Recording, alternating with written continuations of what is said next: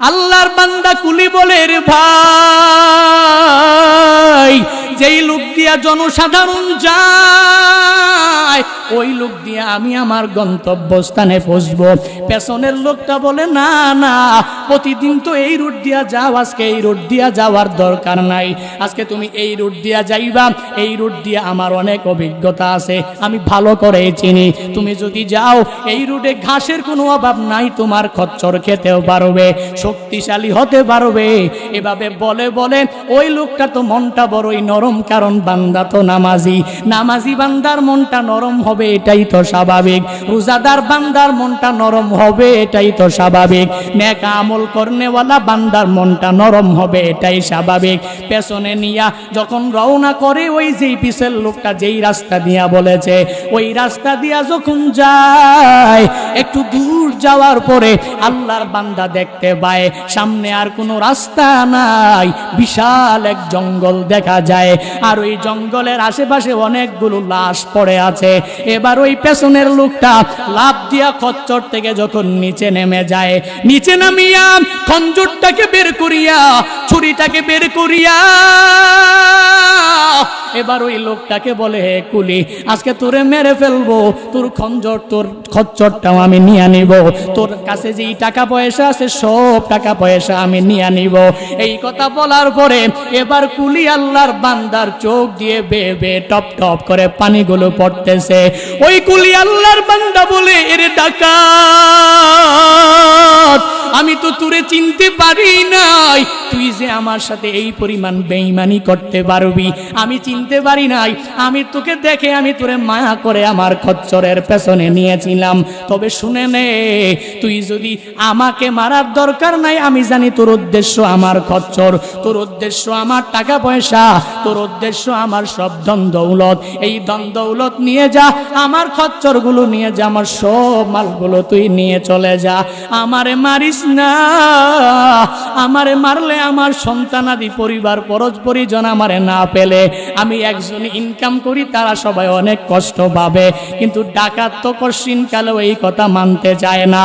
ওই লোকটা বলে, রে কুলি, আমি তোর মালও নিয়ে নিব, আমি তোর খচ্চরও নিয়ে নিব, আবার তাকায়া দেখ এতগুলো লাশের মধ্যে আমি তোরে লাশ বানাইয়া ফালাইয়া যাব। এবার কুলি অনেকক্ষণ বারংবার বলার পরে লোকটা মানতে চায় না। এবার কুলি বলে, হায় হায়, উপায় নয়, তবে একটা তো উপায় তো আছে, দুনিয়ার কেউ আমাকে সাহায্য করতে তো পারবে না, একজন তো সাহায্য করতে পারবে, চিল্লায়া বলো তার না। ওই কুলি আল্লাহর গোলাম ওই লোকটাকে বলে, রে ডাকাত, তুই আমারে 2 রাকাত নামাজ পড়ার সুযোগ দাও, আমি 2 রাকাত নামাজ আদায় করার জন্য সুযোগ চাই, তুই আমারে মেরে ফেলবি, আমি তো এটা পূর্ণাঙ্গভাবে বুঝে ফেলেছি, তবে 2 রাকাত নামাজ পড়ার পরে তুই আমারে মার, অসুবিধা নাই। আল্লাহর বান্দা যখন 2 রাকাত নামাজের অর্ডার পেয়ে গেলেন, 2 রাকাত নামাজে আল্লাহর বান্দা তাকবীর যখন দিয়া হাত বাঁধলেন, এবার সানা পরে সূরা ফাতিহা পড়ার পরে এই বান্দার কোনো সূরাই তো মনে আসে না, কারণ কি একটু পরে তার মরণ নিশ্চিত হয়ে যাবে। এই বান্দা এজন্য কোনো সূরাই মনে আসে না, কোনো আয়াতও মনে আসে না, কোনো কেরাত এই বান্দার মনে আসে না। ওদিকে ওই ডাকাত বারংবার বারংবার বলে, তাড়াতাড়ি নামাজ শেষ করে দে, আমি তোরে একটু পরেই দুনিয়া থেকে বিদায় করে দিব, একটু পরে আমি দুনিয়া থেকে তোরে বিদায় করে দিব, তাড়াতাড়ি নামাজ শেষ কর। তাকায় দেখোস নাই এই লাশগুলো অনেকেই নামাজ পড়েছে, কিন্তু তাদের নামাজ আমার মরণ থেকে তাদের ফিরায়া রাখতে পারে নাই। ওই আল্লাহর বান্দা এবার আল্লাহর কথা বারংবার বারংবার যখন চিন্তা করে, সূরা ফাতিহা পড়ার পরে কোনো কেরাত মনে আসে না, কোনো সূরাও মনে আসে না, তবে একটা আয়াত বান্দার মনে পড়ে যায়। ওই আয়াত হলো, আম্মাইয়ুজিবুল মুস্তার। আল্লাহর বান্দা বলে, হে মালিক, তুমি তো বিপদে পড়নেওয়ালা, বান্দাকে তুমি বিপদ থেকে বাঁচায়া দাও। এই বান্দা বারংবার বলে আম্মাই ইউজিবুল মুস্তার, আম্মাই ইউজিবুল মুস্তার, আম্মাই ইউজিবুল মুস্তার। এই বান্দা যে ওই নামাজের সূরা ফাতিহার পরে আল্লাহকে এভাবে বিপদের উদ্ধার মুক্ত আল্লাহ বলে ডাকে, আমার মাওলা শুনে কি শুনে না? আল্লাহ বলেন, রে জিবরাইল যাও যাও, আমার এই বান্দা এত বিপদে পড়ার পরেও আমি মাওলাকে ভুলে নাই। আমার এই বান্দা এত বিপদে পড়ার পরেও নামাজের কথা ভুলে নাই। আমার এই বান্দা এত বিপদে পড়ার পরেও আমি মাওলাকে বিপদ মুক্ত করনে ওলা রব বলে ডেকেছে। যাও যাও, তুমি মানুষের আকৃতি ধরে চলে যাও, মানুষের আকৃতি নিয়া তুমি বিশাল একটা লোহার মুকুট পরিয়া ওই লোকের কাছে যাও। ওই লোকের কাছে যাইয়া ওই লোকটাকে যদি তুমি খঞ্জর দিয়া মেরে দুনিয়া থেকে আলাদা করে দাও, ওই জমিনের মধ্যে পড়তে দেরি হবে। তারপর আমি মাওলা সবকিছু করব, তারপরে আমি আল্লাহ তাআলা তার সাথে সবকিছু করব। জিব্রাইল আসলেন, ওই আল্লাহর বান্দা নামাজের মধ্যে সূরা ফাতিহা পড়ার পরে আম্মাই ইউজিবুল মুস্তার, আম্মাই ইউজিবুল মুস্তার বলে বলে আমার মাওলারে ডাক দেয়। ওদিকে জিবরাইল লোহার একটা বর্ম পরিয়া আসিয়া ওই ডাকাতের দেহ থেকে তার গর্দানটাকে আলাদা করে দেয়। ডাকাতটা জমিনে পড়তে দেরি হয়, ওই জমিন থেকে আগুন জ্বলতে দেরি হয় না। ওই লোকটা সূরা ফাতিহা পড়ার পরে আম্মাই ইউজিবুল মুস্তার পড়তেছে, আম্মাই ইউজিবুল মুস্তার পড়তেছে। ওদিকে তাকায়া দেখে কে যেন আসিয়া ওই ডাকাতটাকে দুনিয়া থেকে বিদায় করে দিয়েছে। সাথে সাথে সুপ্রিয়াতান সেজদার মধ্যে যখন পড়ে গেছে, সেজদায় পড়িয়া আমার মালিকের মালিক বলে ডাক দেয়, হে মালিক, আমি তোমারে বিপদ মুক্ত রব বলে ডাক দিয়েছি। বিপদে পড়নেওয়ালা বান্দাদের জন্য তুমি সর্বাবস্থায় আসো বলে আমি ডাক দিয়েছি। তুমি আমার ডাক ফালায়া দাও নাই, তুমি আমার ডাকে পূর্ণাঙ্গ সাড়া দিয়েছো। সেজদা থেকে উঠে বান্দা আসসালামু আলাইকুম ওয়া রাহমাতুল্লাহ, আসসালামু আলাইকুম ওয়া রাহমাতুল্লাহ এভাবে যখন সালাম ফিরায়া নামাজ শেষ কইরা দেয়, দৌড়াইয়া ওই লোহার টুপি পরনেওয়ালা ওই লোকটার দিকে দৌড়ায়া যায়। ডাইকা পেছন দিক দিয়া বলে, হে মানুষ, তুমি কে? তোমারে তো আমি চিনলাম না। এই বিপদের সময়ে তুমি আমারে এত বড় সাহায্য করেছো, এই বিপদের সময়ে তুমি আমারে এত বড় সহযোগিতা করেছো। তুমি কে? তোমার পরিচয়টা একটু দিয়ে যাও। ওই ব্যক্তিটা বলে, শোনো, তুমি আমার কাছে আমার পরিচয় জানতে চাও? আমি এতটুকু বলতে পারি, তুমি যে নামাজের মধ্যে সূরা ফাতিহা পড়ার পরে আম্মাই ইউজিবুল মুস্তার বলেছো, আমি হলাম আম্মাই ইউজিবুল মুস্তারের একজন গোলাম। তুমি যখন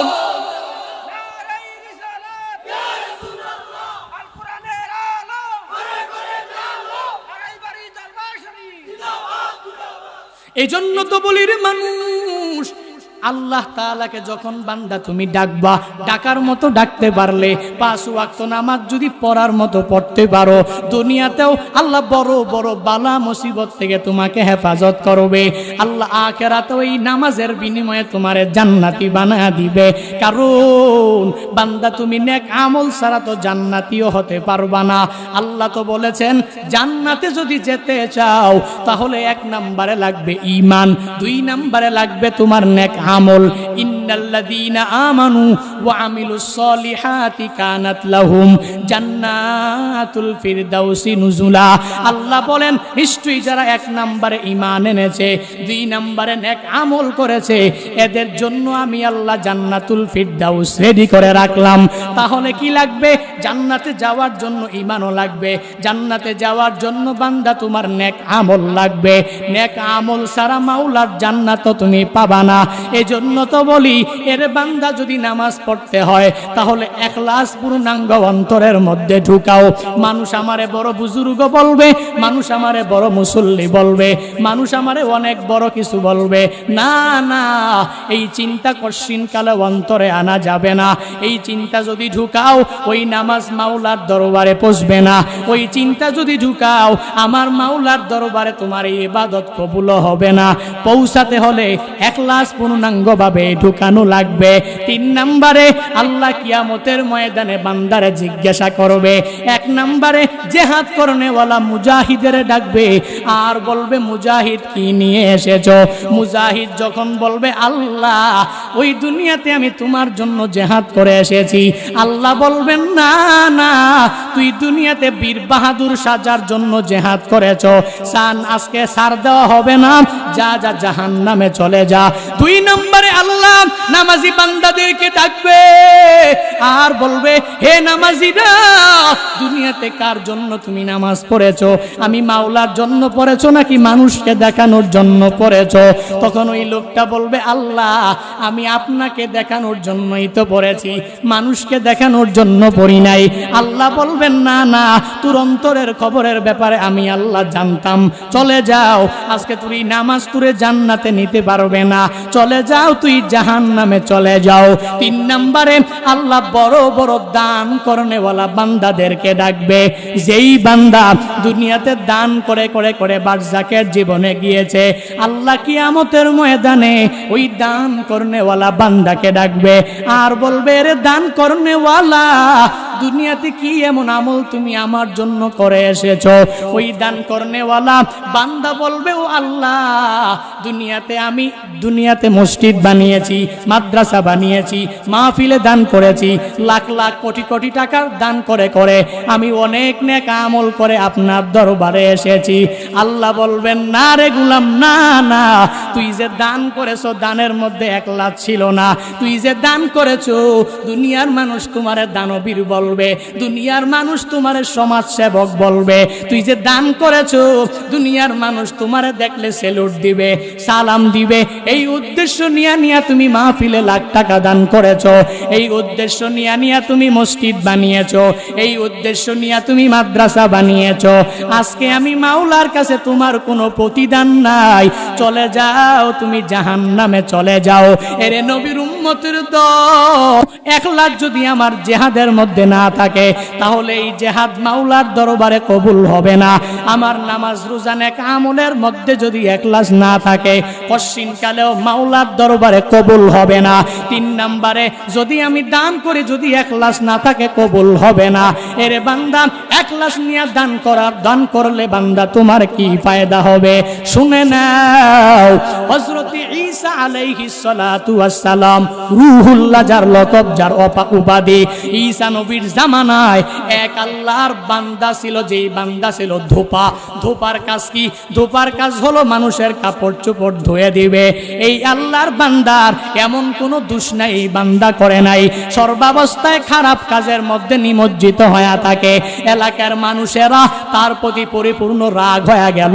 এই ধোপার কাছে যদি আমি নতুন কাপড়টা দেই, ধোপা আমার নতুন কাপড়টা নিয়া অন্য একটা কাপড় সে আমারে দিয়া দেয়। এই ধোপা ভালো না, যত দোষ আছে এই ধোপার মধ্যেই নিহিত আছে। সবাই একসাথে হইয়া ঈসা নবীর দরবারে চলে যায়, যায়া বলে পয়গম্বর, এই যে একটা ধোপা আপনার এলাকার মধ্যে বসবাস করে, এই ধোপা ভালো না, এই ধোপা আমাদের নতুন নতুন কাপড়গুলো দিলে বদলায়া দিয়া দেয়, অন্য একটা কাপড় দিয়া দেয়। আবার এমন কোনো খারাপ কাজ না এই ধোপা করে না। এই ধোপার কারণে আল্লাহ আমাদের উপর রাগান্বিত হয়ে যাবে। এই কথা বলার পরে ঈসা নবী বললেন, এবার আমায় বলো আমি তোমাদেরকে কি করতে পারি? তারা সবাই বলল, ও পয়গম্বর, আপনি আল্লাহর কাছে একটু দোয়া করে দেন, এই লোকটা যাতে দুনিয়ার মধ্যে বেশি দিন না থাকে, যদি থাকে তাহলে আল্লাহ যেন হেদায়েত দেয়, আর যদি না থাকে তাহলে এখনই যাতে নিয়ে যায়, আজকেই যাতে করে তার মরণ হয়ে যায়। ঈসা নবী আমার মাওলাকে ডাক দিয়া বলে, হে মালিক, দুনিয়ার সব আমার মানুষগুলো আমার কাছে আইসা আইসা এই ধূপার নামে বিচার দেয়। ও আল্লাহ, তুমি এই ধূপাকে হয় হেদায়াত দাও। ও আল্লাহ, না হয় এই ধূপাকে আজকের মধ্যে তুমি উঠায় নাও। এই ধূপা যখন আমার মাওলার কাছে যখন ধূপার ব্যাপারে বদদোয়া করে, আমার আল্লাহ নবীর কথা রাখবে কি রাখবে না? ঈসা নবী আল্লাহর কাছে এই কথা বলার পরে সবাই চলে গেল, নিশ্চিত হয়ে গেল, হয় আজকের মধ্যে হিদায়াত পেয়ে যাবে, না হয় এই ধূপা আজকের মধ্যেই মরণ বরণ করবে, মৃত্যুবরণ আজকের মধ্যেই তার হয়ে যাবে। এবার ধূপা যখন তার সারা দিনের কাজ শেষ করে করে কাপড়গুলো ধোয়ার জন্য একটা বিশাল ঝর্ণার দিকে আগায়া যায়, সামনে যাইতেছে, সামনে একটা ভিক্ষুক তার সামনে পড়েছে। ওই ভিক্ষুক সামনে আসিয়া চোখের পানি ছেড়ে দিয়া দিয়া দিয়া ধূপাকে বলে, এরে ধূপা, তোমার তো টাকা পয়সার কমতি নাই, টাকা পয়সার অভাব নাই, তুমি আর তোমার কাছে কি আছে, আমাকে কিছু খাবার দাও। ওই ধূপা 3টা রুটি সঙ্গে নিয়ে রওনা করেছে। এবার ধূপা যখন ভিখারি যখন ধূপার কাছে চোখের পানি ফালায়া ফালায়া চায়, ধূপা তো নিজেকে ধরে রাখতে পারে না, যদিও খারাপ কিন্তু দান করে কিন্তু ভালো। এবার ভিখারিটাকে যখন একটা রুটি তার হাতের মধ্যে দিয়া দিলেন, ওই ভিখারি বেচারা ওই ঈসা নবীর জামানার ওই ধূপার উপরে বড় খুশি হইয়া মালিকের দরবারে দোয়া করে, ও আল্লাহ, গফরাল্লাহু লাকা মা তাকদ্দামা মিন জামবিক, আল্লাহ তুমি এই বান্দার জিন্দেগীর গুনাহগুলো maaf করে দাও। ও তাহহার কলবাক, ও আল্লাহ তুমি এই ধূপার পূর্ণাঙ্গভাবে কলবটাকে পবিত্র করে দাও। 1 নম্বরে তার গুনাহ মাফ করে দাও, অতীতের সব গুনাহ মাফ করে দাও। 2 নম্বরে তার কলবটাকে পূর্ণাঙ্গ পবিত্র করে দাও। এই দোয়া যখন ভিখারি করলো, এবার ওই আল্লাহর বান্দা ধূপা অনেক খুশি হয়ে গেল। তার কাছে আর বাকি আছে 2টা রুটি, 1টা রুটি তো ভিখারিরে দিয়া দিয়েছে, 2 নম্বর রুটিটা যখন আবার দিয়া দেয়, ওই ভিখারি খুশি হয়ে যায়। ওই ভিখারি মালিকের দরবারে ডাক দিয়ে আবার দোয়া করে, গফরাল্লাহু মা তাকদ্দামা মিন জামবিকা ওয়া মা তাআখার, ও আল্লাহ, এই ধূপা আমি ভিখারিকে 2য় নাম্বার রুটিটাও দিয়েছে, তুমি তার আগের পরের সব গুনাহগুলো তুমি maaf করে দাও। আল্লাহর বান্দা ধূপা তার উপরে আরো অনেক খুশি হয়ে যায়। 3 নাম্বার রুটিটা যখন ভিখারিরে আবার দান করে দেয়, এবার ওই ভিখারি মনের মধ্যে প্রশান্তি নিয়ে আল্লাহর কাছে দোয়া করে, হে মালিক, ধূপার কাছে আমি 1টা রুটি চাইলাম, 1টা রুটি দিয়া দিল। 2য়বার যখন রুটি চাইলাম, 2য়বার রুটিটাও আমারে দিয়া দিল, 3য় রুটিটাও সে আমারে দিয়া দিল। ও আল্লাহ, এই বান্দারে তুমি পূর্ণাঙ্গ হেফাজত করে নাও। হাফিজাকাল্লাহু তাআলা আন বালিয়াতিস সামা, ও আল্লাহ, আসমানের সব বালা মুসিবত থেকে তুমি তারে মাহফুজ করে রাখো, আসমানের বালা মুসিবত থেকে তুমি তারে বাঁচায়া রাখো। ও আল্লাহ, আর তারে জান্নাতে একটা সুন্দর বালাখানা দিও। ভিখারি যখন একলাস অন্তরের মধ্যে নিয়া ওই দানশীল ধূপার জন্য যখন দোয়া করে দেয়, এবার ওই আল্লাহর বান্দা 3টা রুটি দিয়া ভিখারির দোয়া নিয়ে সামনে আগায়া যায়। সামনে যাইয়া ঝর্ণার পানিতে কাপড়গুলো সব দ্রুত করে ফেলে, দ্রুত করিয়া যখন চলে আসে, ওদিকে গ্রামের সব লোকেরা তো অপেক্ষমান আছে, আজকে এই লোকটা ঝর্ণার মধ্যে গেলে আর বেঁচে ফিরতে পারবে না, কারণ ঈসা নবী আল্লাহর কাছে দোয়া করেছে ধূপা আজকের মধ্যেই মৃত্যুবরণ করবে। কই এই লোকটা তো জীবিত, বুঝলাম না।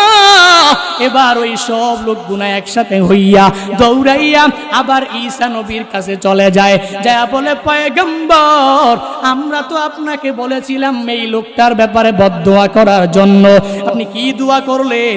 এই লোকটা তো মরণ বরণ করলো না, আমরা তাকায়া দেখেছি এই লোকটা কি সুন্দর করে ঝর্ণা থেকে ফিরিয়া ফিরিয়া আবার তার গন্তব্যস্থানে রওনা করেছে।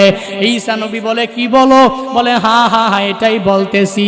ঈসা নবী বলে তারে খবর দাও, আমার কাছে তারে খবর দিয়া নিয়ে আসো। ঈসা নবী এই কথা বলার পরে আশেপাশের সব লোকেরা তার কাছে যায়। ওই ধূপাকে নিয়ে দুনিয়া যখন নবীর কাছে নিয়ে আসে, ঈসা নবীর কাছে আসার পরে নবী আমার বলে, হে ধূপা, তুমি আজকে কি এমন ভালো নেক আমল তুমি করেছো, জানা দাও। ওই ধূপা বলে, ও পয়গম্বর, আপনি আমাকে ডেকেছেন, আমি মনটা অনেক বড় হয়ে গেছে। নবী আমার, আমি যখন ঝর্ণার মধ্যে প্রতিদিনের ন্যায় কাপড়গুলো ধোয়ার জন্য রওনা করেছিলাম, নবী জানেন না, একটু দূর যাওয়ার পরে আমি তাকায়া দেখেছি একটা ভিখারি আমার কাছে একটা রুটি চেয়েছে। আমি খুশি হয়ে তাকে একটা রুটি এক গ্লাস নিয়ে দান করেছি। ও পয়গম্বর, আমি খুশি হয়ে তাকে দ্বিতীয় রুটিটাও দিয়েছি। ও পয়গম্বর, আমি তৃতীয় রুটিটাও খুশি হয়ে তাকে দান করেছি। ঈসা নবী বলে, তুমি এই দান পূর্ণাঙ্গ এক গ্লাস নিয়ে বোধহয় তুমি খুলেছ, তোমার এই পোটলার মধ্যে কি? বলে, নবী এই পোটলার মধ্যে কাপড়গুলো অভাব নাই, সেই কাপড়গুলো আমি মানুষ থেকে নিয়ে নিয়ে ধৌত করে ফেলে। নবী বলেন, ঈসা নবী বলেন, তোমার এই পোটলাটা খুলো। পোটলাটা খুলে দেখে বিশাল একটা সাপ, কৃষ্ণ বর্ণের কালো বর্ণের একটা সাপ পোটলার মধ্যে বসে আছে, আর ওই সাপের মুখের মধ্যে লোহার লাগাম লাগানো। ঈসা নবী বলে, সাপকে ডাক দিয়া বলে, হে কালো সাপ, হে আসওয়াদ, এবার কালো সাপের জবান খুলে যায়, কারণ কালো সাপের জবানও খুলাতে পারেন কে? ঈসা নবী যখন বলে, কালো সাপ, তোকে কে পাঠিয়েছে, তুই আমায় বল। ওই কালো সাপ বলে, পয়গম্বর, আপনি যখন রবের কাছে এই মানুষগুলোর কথা অনুযায়ী দোয়া করেছিলেন, আল্লাহ এই মানুষটাকে মারার জন্য, এই ধূপাকে মারার জন্য ওই ঝর্ণার মধ্যে আল্লাহ আমাকে পাঠিয়েছিল। জানেন না, জানেন না, আমি ওই ধূপাকে মারার জন্য ওই ঝর্ণার মধ্যে আমি ওয়েটিং এ ছিলাম, আমি ওই ঝর্ণার মধ্যে অপেক্ষমান ছিলাম। যখন এই ধূপাটা যাবে, আমি তাকে পূর্ণাঙ্গ দংশন করে আজকের মধ্যেই তাকে বিদায় করে ফেলবো। কারণ আপনাকে তো আমার রব অনেক ভালোবাসেন, অনেক মোহাব্বত করেন, আপনার দোয়াও আল্লাহ পূর্ণাঙ্গ কবুল করেছে, কিন্তু কেন পারি নাই? একটু আগে এই ধূপাটা এমন এক আমল করে ফেলেছে। এই ধূপার সামনে একটা ভিখারি পড়েছিল, এই ভিখারিকে সে তারা দেয় নয়, ধমক দেয় নাই। ওই ভিখারিকে একটা রুটি দিয়েছে, পরিসমাপ্তি ঘটায় নাই। দুইটা রুটিও দিয়েছে, ক্ষান্ত থাকে নাই। 3 নাম্বার রুটিটাও দিয়ে দিয়েছে, এই বান্দা ক্ষান্ত থাকে নাই। তৎক্ষণাৎ আল্লাহ ফেরেশতা পাঠিয়ে দিলেন। ফেরেশতা পাঠাইয়া আমাকে আইসা বলে, এটা লোহার লাগাম যখন আমার মুখের সামনে আইসা ধরে, আমি বললাম, এ ফেরেশতা, আল্লাহ আমাকে পাঠিয়েছে এই লোকটাকে দংশন করার জন্য, তুই আমার মুখের মধ্যে কেন লাগাম লাগাও? তখন ওই ফেরেশতা বলে, না না না না, আল্লাহ সিদ্ধান্ত পূর্ণাঙ্গ পরিবর্তন করে ফেলেছে। এই আল্লাহর গোলাম একটু আগে ভিখারির একটা সাক্ষাৎ হওয়ার পরে ওই ভিখারিকে একটা রুটি দেওয়ার কারণে ভিখারি বলেছে, গফারাল্লাহু মা তাকদ্দামা মিন জামবি ওয়া তাহহারা কলবাক। 1 নাম্বার দোয়া করেই ক্ষান্ত হয় নাই। 2 নাম্বার রুটি দেওয়ার পরে আবার দোয়া করেছে, গফারাল্লাহু মা তাকদ্দামা মিন জামবিকা ওয়া মা তাআখার। আবার 3 নাম্বার দোয়া করেছে, হাফিজাকাল্লাহু তাআলা আন বালিয়াতিস সামা। এই দোয়া আমার মাওলার দরবারে কবুল হয়ে গেছে। এই দোয়া আমার মাওলার দরবার পর্যন্ত পৌঁছে গেছে। তখন আমি আর এই সাপ অনুমতি নাই, আল্লাহ সিদ্ধান্ত চেঞ্জ করে ফেলেছে। এই কথা বলার পরে ঈসা নবী বলে, ধূপা, তুমি সব কাহিনী শুনেছ? ধূপা বলে, নবী আমার, আমি সব কিছু শুনেছি। আল্লাহ তাআলা, ঈসা নবী বলেন, আল্লাহ এমন রব, তুমি যে এত লাইফে এত গুনাহ করেছো, কত মন্দ কত কিছু তুমি করেছো, তুমি যে ইখলাস নিয়া পূর্ণাঙ্গ দান ভিখারিকে করেছো, ওই ভিখারির কথা আমার মাওলার দরবার পর্যন্ত পৌঁছে গেছে। আমার মাওলাও তোমার ইহকালীন জিন্দেগীর অতীতের সব গুনাহ আল্লাহ ক্ষমা করে দিয়েছে। ইয়া ইলাহি তো মেরা মাবুদ হায়, या इलाही तो मेरा माशूक है, या इलाही तो मेरा माबूद है, या इलाही तो मेरा माशूक है, या इलाही तो मेरा गफ्फार है, या इलाही तो मेरा सत्तारो है, या इलाही मी कुनत शम्सु कमर, या इलाही मी कुनत शजरू हजार, या इलाही मी कुनत अर्दो समा, या इलाही मी कुनत जाऊ হাওয়া। সুতরাং নামাজ হবে কার জন্য? রোজা রাখবো কার জন্য?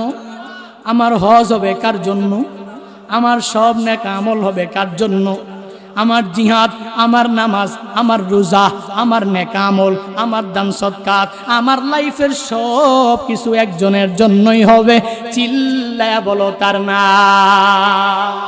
আল্লাহ নবীকে নবী হওয়ার পরেও বলেন, ইন্না আতাইনাকাল কাউসার ফাসাল্লি লিরাব্বিকা ওয়ানহার, ইন্না শানিয়াকা হুয়াল আবতার। আল্লাহ নবীরে এত ভালোবাসেন, তবুও আল্লাহ নবীরে বলেন, ও পয়গম্বর, আপনাকে আমি আল্লাহ কাউসার দান করলাম, অর্থাৎ লাইফের সব বালাই আমি আল্লাহ দান করলাম।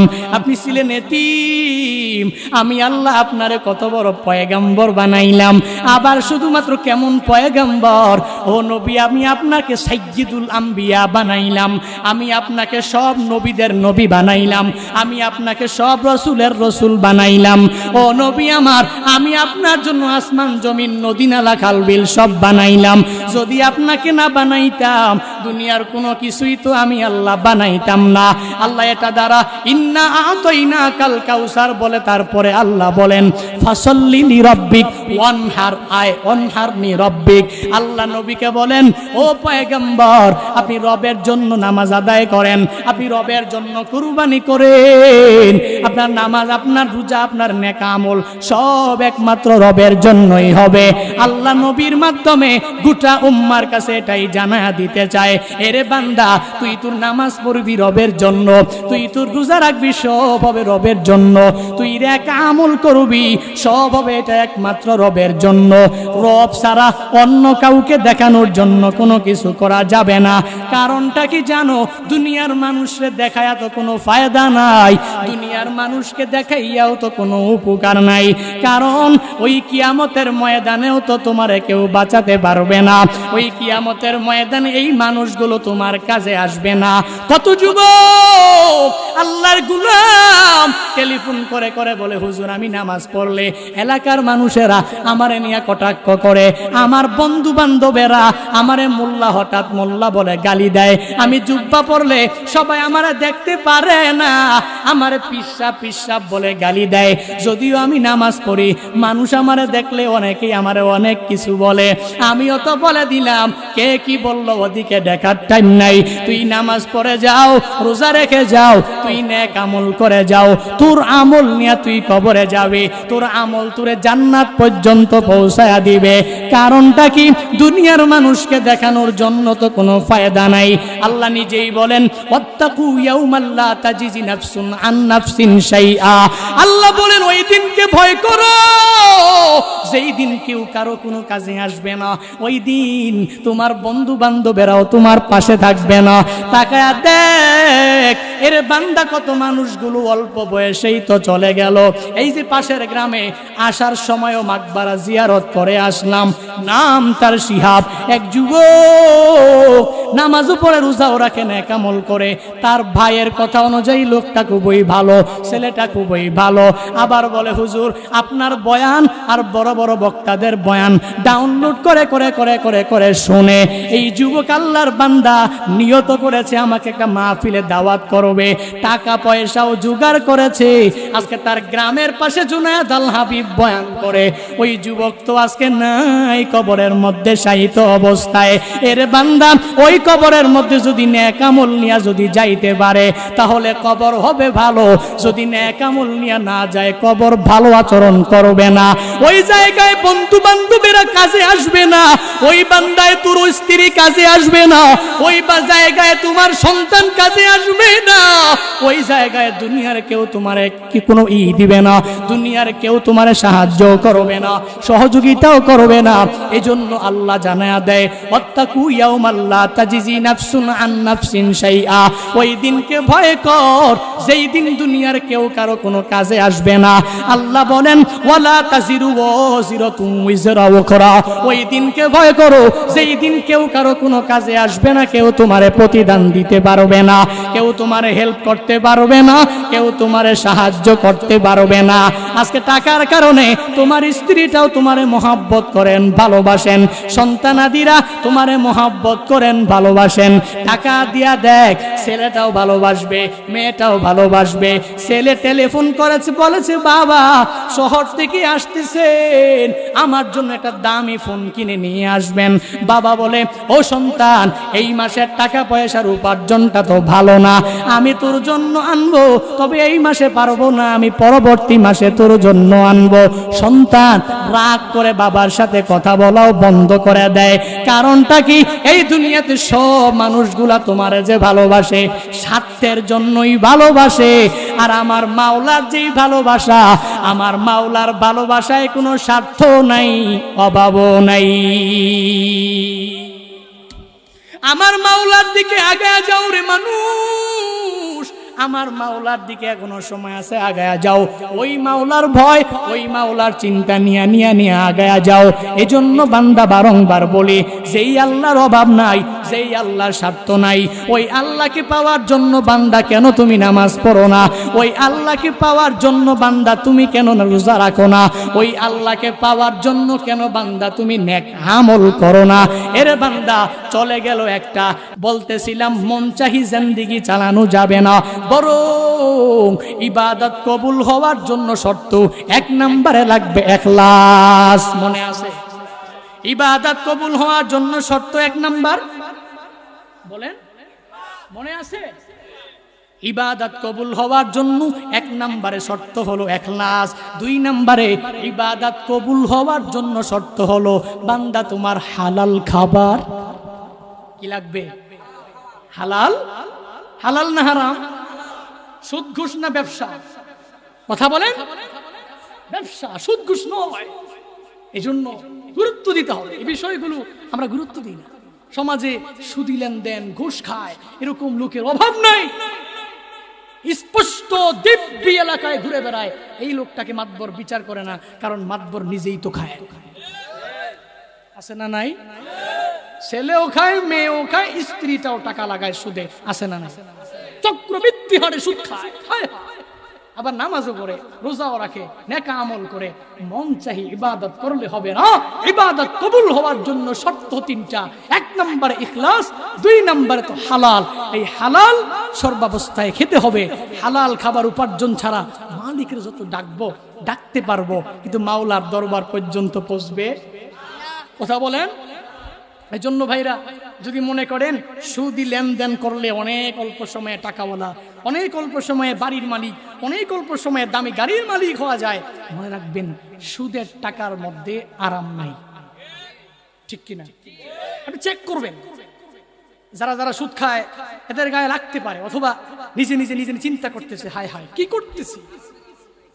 সর্বাবস্থায় খেয়াল রাখবেন, আপনি সুদি লেনদেন করলে, যদিও আপনি টাকাওয়ালা, যদিও বিশাল বাড়ির মালিক, যদিও গাড়ির মালিক, উপায় নাই। তাকায়া দেখেন পরিবারের মধ্যে শান্তি। মেয়ে কথা শুনে না, ছেলে কথা শুনে না, স্ত্রীর কথা শুনে না, কেউ কথা শুনে না। শুধুমাত্র একমাত্র কারণ হলো এই বান্দার উপার্জনে হালাল নাই। সুদি লেনদেন দিয়া যতই যাই কিছু করে, এত টাকাওয়ালা হয়েছে, এত বড় ধনী হয়েছে, কিন্তু লাভ। কথা বলেন না কেন? অথচ গরিবের দিকে তাকায়া দেখেন, গরিব, টাকা নাই, পয়সা নাই, কোন রকম দিন মজুর, ডে লেবার। সে সুদ লাগাবে দূরের কথা, টাকাই তো নাই। ডে লেবার, দিন মজুর, দিনে আনে দিনেই খেয়ে ফেলে। এই শ্রমিকটা কষ্ট করে, দেখবেন তার পরিবারের মধ্যে শান্তির কোনো অভাব। এজন্য বারংবার বারংবার বলি, কোরআন হাদিস ইজমা, কিয়াস, শরীয়তের যে বিষয়গুলো, এগুলো নিয়ে থাকার চেষ্টা করেন। নিজের ছেলেটাকে অতিরিক্ত বেশি খাওয়ার জন্য আপনি ইঞ্জিনিয়ার বানালেন, কোনো অসুবিধা নাই, তবে প্রথমে আগে কোরআনের শিক্ষাটা দিয়ে দেন। পশ্চিমকালে এই ছেলে বড় হয়ে সুদি লেনদেন করবে না, মানুষের ফাইল আটকাইয়া ঘুষ খাবে না। ম্যাজিস্ট্রেট বানান, বড় উকিল বানান, আপনি যাই বানান, অসুবিধা নাই, তবে প্রথমে কোরআনের শিক্ষাটা দিয়ে দেন। পশ্চিমকালেও এই ছেলে হারাম খাবে না। হারাম খাইতে গেলে একবার চিন্তা করবে, আল্লাহ বলেছেন আহাল্লাল্লাহুল বাইআ ওয়া হাররামার রিবা। আল্লাহ বলেছেন তোমরা চক্রবৃদ্ধি হারে সুদ খেও না। ব্যবসাকে আল্লাহ হালাল করেছেন, সুদকে হারাম করেছেন, ঘুষকে হারাম করেছেন। আর রাশি ওয়াল মুরতাশি কিলাহুমা ফিন্নার, ঘুষদাতা ঘুষ গ্রহীতা উভয়ই জাহান্নামী। আমি তো এগুলো পড়েছি ছোটকালে, বক্তব্যের মধ্যে আমাকে পড়িয়ে দিয়েছে। সুতরাং পশ্চিমকালেও আমি সুদি লেনদেন করতে পারবো না, কারণ ওই ছোটবেলার কোরআন তাকে এই শিক্ষা দিয়েছে। ঠিক কিনা? এই জন্য এখনো সময় আছে, নিজের একটা ছেলেকে হলেও কোরআনওয়ালা বানান, কোরআনের হাফেজ বানান, কোরআনের আলেম বানান, বিশ্বজয়ী হাফেজদের মতো বানান। দেখবেন ইহকালীন জিন্দেগি, পরকালীন জিন্দেগি উভয় জগতে কামিয়াব করবেন কে? বাংলাদেশের গৌরব বিশ্বজয়ী হাফেজ সালেহ আহমদ তাকরিম। ঠিক কিনা? বাংলাদেশের গৌরব, বাংলাদেশের গৌরব বিশ্বজয়ী হাফেজ জাকারিয়া, নাজমুল শাহ, সবাই এই যে বিশ্বজয়ী হাফেজ, এটা আমাদের জন্য গৌরব। এরা কেন গৌরব? এদের সম্মান বাড়িয়েছেন কে? বলেন বলেন। এ তো আল্লাহ গিফটেড সম্মান। এটা দুনিয়ার কোনো মানুষ যদি নাও দেয়, আল্লাহ দিবে। তবে বিশ্বজয়ী হাফেজ সালেহ আহমদ তাকরিমের সম্মাননা দেখি আমার গত রাতে আমি ঘুমাইনি। আমি কুমিল্লায়, আমি ঢাকায় যাইতে পারিনি, থাকতে পারিনি ঢাকায়। তার এই সংবর্ধনা অনুষ্ঠানে আমার কুমিল্লাতে একটা বিশাল প্রোগ্রাম থাকার কারণে আমি আর যাইতে পারি নাই। কষ্ট লেগেছে, আমি তাকে সংবর্ধনা দিতে পারিনি। আমার সার্কেলে যারাই আছেন, বিশ্বজয়ী হাফেজ নাজমুল সাকিব, জাকারিয়া সহ, কারি আবু রায়হান সহ সবাই দলে দলে দলে দলে গাড়ি নিয়ে গিয়েছেন, সংবর্ধনা দিয়েছেন গভীর রাত। শুধু লাইভ গুলো দেখেছি, আর মানুষের কোরআনের প্রতি ভালোবাসা আমি নিজের চোখে দেখেছি। কি ভালোবাসা, মানুষের কি ভালোবাসা! টাকার জন্য গিয়েছে, ওখানে গেলে বাড়ি দিবে, 500 টাকা দিবে, 1 কেজি করে চাউল দিয়ে দিবে। কথা বলেন, মানুষগুলো কেন যায়? এই মানুষগুলো কেন দৌড়ায়? একমাত্র কোরআনের ভালোবাসা। ঠিক কিনা? এজন্য তো আমি বারংবার বারংবার যেখানেই যাই, এই মানুষগুলোর উপস্থিতি আর এই মাহফিলগুলো যেখানে যেখানে হয়, যেই দেশে এত মাহফিল, এত বক্তা, এত উলামায়ে কেরাম, হক্কানি রব্বানি উলামায়ে কেরাম যেই দেশে, যেই দেশ শাহজালাল, শাহপরান, খান জাহান আলী, মখদুম শাহের দেশ, এই দেশের মধ্যে পশ্চিমকালেও কোনো নাস্তিক ইতিপূর্বে টিকে থাকতে পারে নাই। দেখবেন এই যে বর্তমানের এক নব্য নাস্তিক নিঝুম মজুমদার, যারাই ফেসবুক সোশ্যাল মিডিয়া ইউজ করেন, সে হচ্ছে নব্য নাস্তিক নিঝুম মজুমদার। সে সালেহ আহমদ তাকরিমের প্রতিযোগিতা নিয়ে কটাক্ষ করে, সে বাংলাদেশের বড় বড় স্কলারদেরকে নিয়ে কটাক্ষ করে। শেখ আহমদুল্লাহ গ্রহণযোগ্য এক আলেমের নাম, সবাই তাকে মোহাব্বত করে ভালোবাসে, সবাই চিনে। শেখ আহমদুল্লাহর ফতুয়া সর্বজনীন স্বীকৃত, সবাই জানে এবং সবাই এর উপরে আমল করার চেষ্টা করে। ওই লোককে নিয়েও সে কটাক্ষ করেছে, কারণ নাস্তিক তো, নাস্তিকদের কোনো ধর্ম, কথা বলেন না কেন? এজন্য এই বরুড়ার জমিন থেকে জুনায়েদ আল হাবিব ছোট মুখে বলে যেতে চাই, যতদিন পর্যন্ত এদেশে এই বিশ্বজয়ী হাফেজরা থাকবে, ততদিন পর্যন্ত শাহজালালের বাংলার মধ্যে উলামায়ে হক্কানি রব্বানিরা থাকবে, ততদিন পর্যন্ত এই দেশের মধ্যে এই মানুষগুলো এসে এসে মাহফিলে বয়ান শুনবে, যতদিন পর্যন্ত দেশের পূর্ব থেকে পশ্চিম পর্যন্ত, দক্ষিণ থেকে পশ্চিম, উত্তর পর্যন্ত আজান চলবে, ইকামত চলবে, আল্লাহু আকবারের ধ্বনি চলবে। এই বিশ্বজয়ী হাফেজরা থাকবে, উলামায়ে হক্কানিরা থাকবে, বাংলাদেশের বড় বড় স্কলাররা থাকবে। একটা দুইটা নাস্তিক পশ্চিমকালেও ইসলামের কোনো ক্ষতি করতে পারবে না। ঠিক কিনা?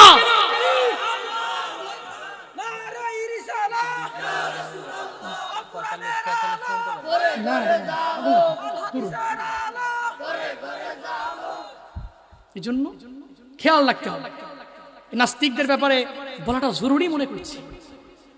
এদের কোনো ধর্ম নাই তো, কি বলে না বলে, কারণ আল্লাহর উপর আস্থা নাই তো। মুসলমান ঘরের সন্তান কিন্তু হয়ে গেছে নাস্তিক, আল্লাহ বিশ্বাস করে না, উলামায়ে কেরাম নিয়ে কটাক্ষ করে, যে কোনো ব্যক্তি নিয়ে কটাক্ষ করে, আবার কমেন্ট বক্স অফ করে রাখে যাতে করে মানুষ কমেন্টে গিয়ে কিছু বলতে না পারে।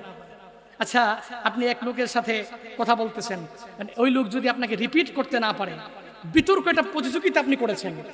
বিতর্ক প্রতিযোগিতার মধ্যে একজনে বলবে আরেকজনে বলবে, একজনে বলবে আরেকজনে জবাব দিবে, আরেকজনে বলবে একজনে জবাব দিবে।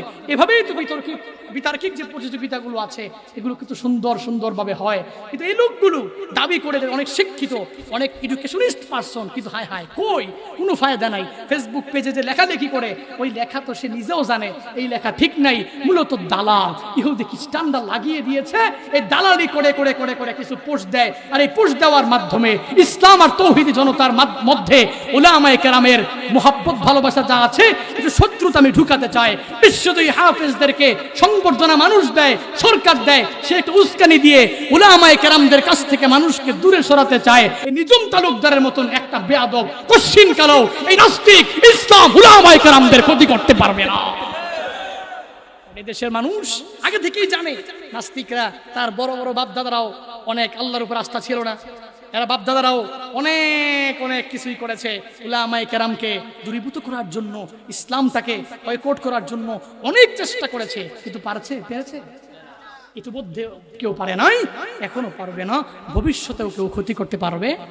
শুধুমাত্র এই মাহফিলগুলো চালু রাখেন, আপনারা একটা ছেলেকে মাদ্রাসায় পড়ান, আলেম বানান, তাহলে এই দেশ থেকে নাস্তিকরা দূরীভূত হয়ে যাবে ইনশাআল্লাহ। আল্লাহ তাআলা আমাদের প্রত্যেককে আমল করার তৌফিক দান করেন। আরো জোরে পড়েন, আরো জোরে পড়েন আমিন।